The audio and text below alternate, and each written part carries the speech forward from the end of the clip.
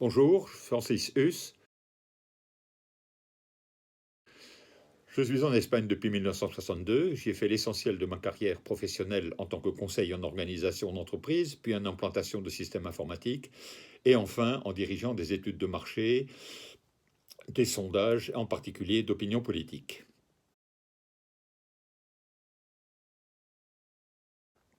Depuis le début, j'étais engagé successivement dans l'œuvre de Saint-Louis, la Société de bienfaisance, l'Entraide française, la Chambre de commerce et l'Union des Français de l'étranger.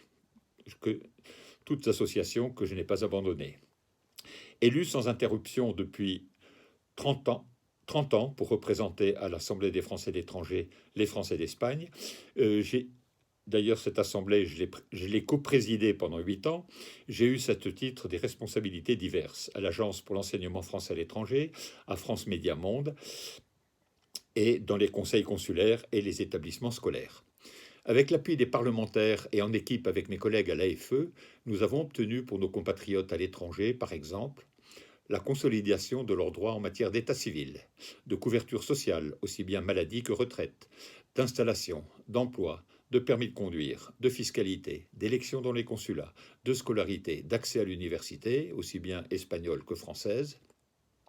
Nous avons obtenu l'augmentation de l'attribution des bourses scolaires, des aides sociales et des subventions aux sociétés d'entraide, l'exonération des prélèvements sociaux sur les revenus d'origine française et l'instauration du vote par Internet. Et bien d'autres avantages qui nous étaient refusés collectivement ou individuellement. Mon temps de retraité me rendant disponible à tout instant, je l'ai consacré bénévolement en grande partie à l'aide à la recherche d'emploi, à la transmission d'informations, à des consultations individuelles sur des sujets cités précédemment. Le rôle de l'Assemblée des Français de l'étranger ayant été réduit drastiquement par la loi scélérate de 2013, je pense qu'il faut rétablir les prérogatives de l'AFE afin de la transformer d'organe consultatif du ministère des Affaires étrangères en organe de proposition en faveur de nos compatriotes.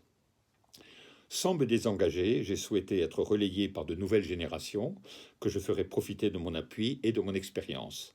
C'est pourquoi je figure en tant qu'indépendant sur la liste Ensemble pour tous les Français de l'étranger, conduite par Stéphane Vogetta, à qui je souhaite un grand succès le 30 mai prochain.